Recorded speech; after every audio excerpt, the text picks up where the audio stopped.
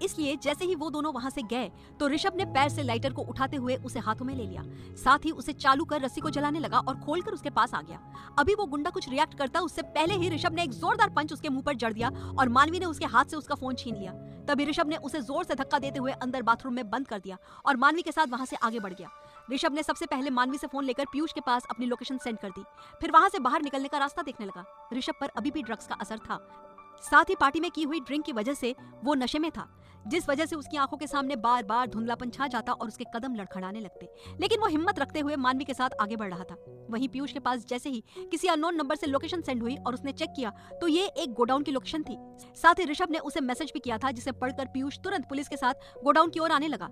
वहीं दूसरी ओर ऋषभ मानवी का हाथ पकड़े हुए जैसे ही दरवाजे की ओर बढ़ा तो उसे कुछ लोग अंदर आते हुए दिखाई दिए। उसने तुरंत मानवी को बड़े ड्रम के पीछे खड़ा करते हुए कहा, जब तक मैं वापस ना आऊं तब तक यहाँ से निकलना मत, चाहे कुछ भी हो जाए।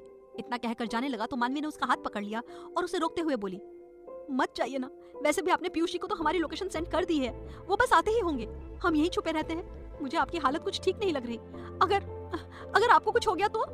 ऋषभ ने उसे समझाते हुए कहा, पर हम अभी पीयूष के भरोसे नहीं बैठ सकते मानवी, हमें नहीं पता उसे यहाँ आने में कितना टाइम लगेगा। ऐसे में अगर इन लोगों को हमारे यहाँ होने का पता चल गया तो यहाँ से निकलना मुश्किल हो जाएगा, इसीलिए मुझे कुछ तो करना होगा। एक काम करो, मैं इन लोगों का ध्यान बटाता हूँ, तब तक तुम यहाँ से चुपचाप निकल जाना।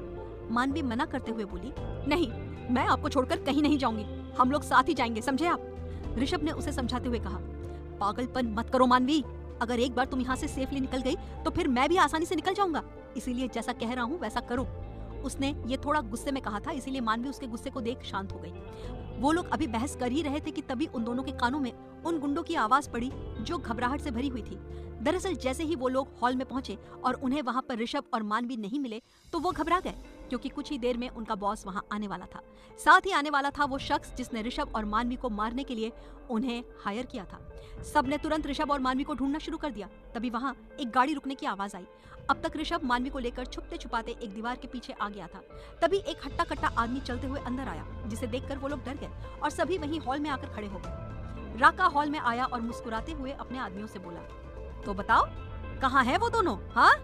उसकी बात सुनकर उन लोगों में से एक आदमी आगे आकर उससे बोला, राका बॉस, वो हमारी कैद से छूट गए हैं, लेकिन आप फिक्र मत करो, वो यहाँ से बचकर कहीं नहीं जा पाएंगे, वो यही कहीं हैं, हम उन्हें बहुत जल्द ढूंढ लेंगे। उनकी बात सुनकर राका ने गुस्से में उसका कॉलर पकड़कर कहा, अबे साले, जल्दी ढूंढो दोनों को, उन दोनों की जान की जितनी कीमत हमें मिली है ना, इतनी हमें आज तक नहीं मिली, इसलिए उन दोनों का मरना बहुत जरूरी है। अगर वो हमारे हाथ नहीं लगे तो मैं तुम सब लोगों को जान से मार दूंगा। उसकी बात सुनकर सभी लोग डर के मारे ऋषभ और मानवी को इधर उधर ढूंढने लगे। वहीं ऋषभ मानवी को लेकर वहां से निकलने की कोशिश करने लगा। उसी वक्त एक आदमी ने ऊपर जाकर बाथरूम का दरवाजा खोला तो ऋषभ ने जिस आदमी को बंद किया था वो बाहर निकल आया और अपने आदमी के साथ नीचे आने लगा। ऋषभ अब मानवी को लेकर मेन डोर तक पहुंच गया था। वो वहां से बाहर जाने ही वाला था कि नीचे आ रहे उस आदमी की नजर ऋषभ और मानवी पर पड़ी और वो वहीं से चिल्लाते हुए बोला, बॉस, वो रहे, पकड़ो, भाग रहे हैं वो दोनों। उसकी बात पर सबकी नजर ऋषभ और मानवी की ओर चली गई तो ऋषभ ने उसी आदमी की गन जो उसने उसे बाथरूम में बंद करते वक्त उससे ले ली थी उस पर फायर कर दिया, जिससे उसके पैर में गोली लग गई। तभी कुछ गुंडे उसकी गोली से बचने के लिए वहीं इधर उधर छुप गए और उन लोगों ने भी फायरिंग करना शुरू कर दिया था। उन लोगों के इस तरह छुपने से ऋषभ जल्दी से मानवी के साथ बाहर निकलने लगा तो वो लोग भी उसके पीछे पीछे भागने लगे। ऋषभ मानवी को लेकर एक गाड़ी के पास आ गया था जो कि लॉक थी। ऋषभ गन से उन लोगों पर फायर कर रहा था, वहीं मानवी गाड़ी ओपन करने की कोशिश करने लगी जो उससे हो नहीं रहा था। तभी मानवी ने अपने बालों से अपना हेयर पिन निकाला और उसे डोर को खोलने लगी। ऋषभ की गन में अब सिर्फ एक गोली बची थी। वहीं राका अब बहुत गुस्से में आ चुका था क्योंकि ऋषभ ने अकेले ही उसकी नाक में दम कर दिया था। इसीलिए उसने जैसे ही ऋषभ को किसी और पर निशाना लगाते देखा तो जल्दी से ऋषभ के हाथ पर गोली चला दी जो कि ऋषभ की बाजू को छूते हुए निकल गई। दर्द की वजह से ऋषभ के हाथ से गन छूट गई और उसके लोगों ने आगे आकर ऋषभ को पकड़ लिया तो मानवी ने गुस्से में आकर वहीं पास पड़े डंडे को उठाया और उन लोगों को बेतहाशा मारने लगी, जिसे देखकर राका ने गुस्से में आकर अपने कदम मानवी की ओर बढ़ा दिए और मानवी को पकड़ लिया। मानवी उसकी कैद से छूटने के लिए छटपटाते हुए उसे मारने लगी, जिससे राका ने गुस्से में आकर दोनों हाथ पकड़ लिए और दांत पीसते हुए कहा, साली, मुझे मारती है, बहुत हाथ पैर चलाती है तू, तेरा तो मैं वो हाल करूंगा कि तू हाथ चलाना तो दूर, चलने लायक भी नहीं रहेगी। वैसे भी अब उनका दिल तो बहुत पहले ही तेरी खूबसूरती पर आ गया था, तो अब शुभ काम में देरी क्यों?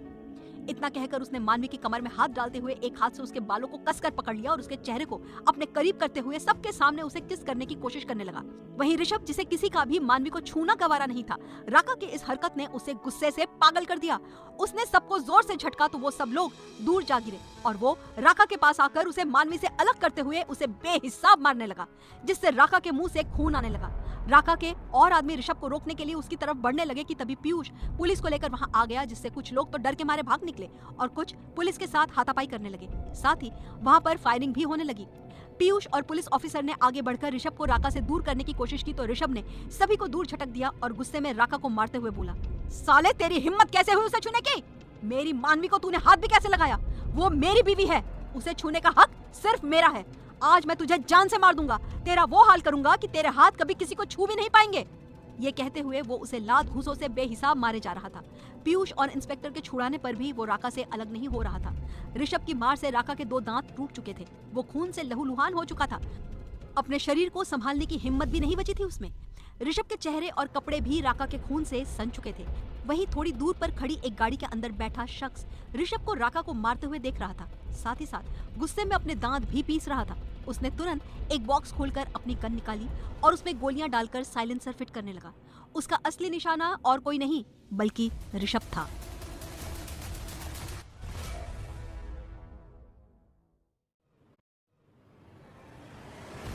एक किलर ऋषभ पर निशाना साध रहा था, लेकिन ऋषभ इस सब से बेखबर राका को मारे जा रहा था।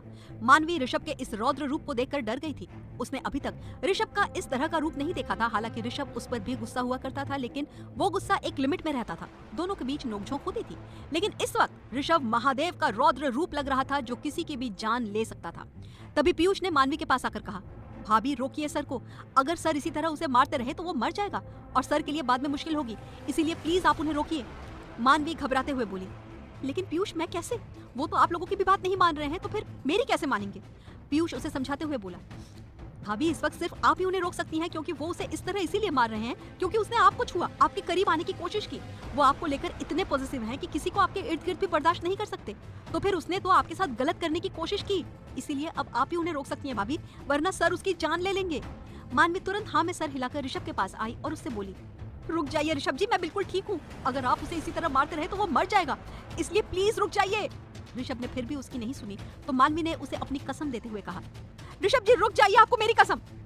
ये सुनते ही ऋषभ के हाथ रुक गए और वो पलटकर मानवी की ओर देखने लगा। वहीं इस मौके का फायदा उठाकर पुलिस वाले राका को अपने साथ ले जाने लगे। वहीं ऋषभ मानवी को देखते हुए उसके पास आया और उसके चेहरे को अपने हाथों में लेकर बोला, तुम ठीक तो हो ना? तुम्हें कहीं चोट तो नहीं आई ना? मानवी ने नाम में सर हिलाया और फिर एकदम से ऋषभ के गले लग गई। ऋषभ को मानवी से इस रिएक्शन की उम्मीद तो बिल्कुल नहीं थी। इसकी इस हरकत पर वो हैरान सा रह गया, पर फिर मुस्कुराते हुए उसने भी उसे अपनी बाहों में थाम लिया। तभी दूर खड़ी कार का विंडो हल्का सा नीचे हुआ और उसमें से ग्लव्स पहने एक हाथ बाहर आया, जिसके हाथ में साइलेंसर लगी गन थी और उसने फायर कर दिया। अचानक ऋषभ की नजर जैसे ही उस तरफ गई, उसने एकदम से मानवी को अपने से दूर कर दिया, लेकिन वो खुद वहां से हटता उससे पहले ही वो गोली उसकी चेस्ट में आकर लग गई और वो अपनी चेस्ट पर हाथ रखते हुए नीचे गिर गया। वो गाड़ी तुरंत जल्दी से वहां से आगे बढ़ गई। आवाज ना होने की वजह से पुलिस और पीयूष को पता नहीं चला कि ऋषभ को गोली कहां से आकर लगी, लेकिन जैसे ही उन्होंने ऋषभ को गिरते देखा तो दौड़कर उसके करीब आ गए। वहीं मानवी ने जब ऋषभ की चेस्ट से खून निकलते देखा तो वो घबरा गई, जिसके बाद पीयूष और मानवी सभी मिलकर ऋषभ को हॉस्पिटल ले आए। लेकिन ऋषभ की ये हालत देखकर और रात से लगातार कुछ न कुछ होने के कारण मानवी का सर चकरा गया और वो बेहोश हो गई। तो डॉक्टर ने उसे दूसरे रूम में एडमिट करके ड्रिप लगा दी। 2-3 घंटे बीत जाने के बाद हॉस्पिटल में ऋषभ का पूरा परिवार आ चुका था, क्योंकि जब पीयूष ने ऋषभ की किडनैपिंग के बारे में शिवम जी को बताया तो जानवी जी ने पीयूष की सारी बातें सुन ली थी, जिससे वो शिवम जी के साथ आने की जिद करने लगी। वहीं दादा दादी और दीपिका को भी उनके चेहरे पर परेशानी देखकर कुछ न कुछ गलत होने का अंदेशा हो गया था, जिससे पूरी बात पता चलने पर सभी लोग शिवम जी के साथ आने के लिए निकल पड़े। उधर मानवी बेहोशी की हालत में भी ऋषभ के बारे में सोच रही थी। उसे अजीब से सपने आ रहे थे, उसकी आंखों से रह रहकर आंसू बह रहे थे। तभी अचानक मानवी चीख पड़ी, ऋषभ जी, और वो निढाल होकर बैठ गई। बाकी सब भी जोर जोर से रो पड़े। तभी मानवी जोर से ऋषभ का नाम चिल्लाते हुए बेड से उठ बैठी। उसने अपनी नजरें उठाकर इधर उधर देखा तो पाया इस वक्त वो हॉस्पिटल के एक रूम में थी, साथ ही उसके हाथों में ड्रिप लगी हुई थी। वो अपनी नजरें इधर उधर घुमाकर मुआयना करने लगी कि अभी जो उसने देखा वो सच है या फिर सपना। तभी दीपिका और जानवी जी उसके चीखने की आवाज सुनकर डोर खोलते हुए अंदर आई तो देखा मानवी अपने हाथ से ड्रिप निकालने की कोशिश कर रही थी। दीपिका ने जल्दी से आकर उसका हाथ पकड़ लिया। वहीं जानवी जी उसे रोकते हुए प्यार से उसके सर पर हाथ फेरते हुए बोली, मानवी बेटा, ये क्या पागलपन है? ये क्या कर रही हो? तुम्हारी तबीयत अभी ठीक नहीं है और कमजोरी बहुत है, इसलिए चुपचाप लेटी रहो। तो मानवी जल्दी से उनके हाथ को पकड़कर रोते हुए बोली, ऋषभ जी कहाँ है माँ? मुझे उनके पास जाना है, वो कहाँ है? वो ठीक तो है ना?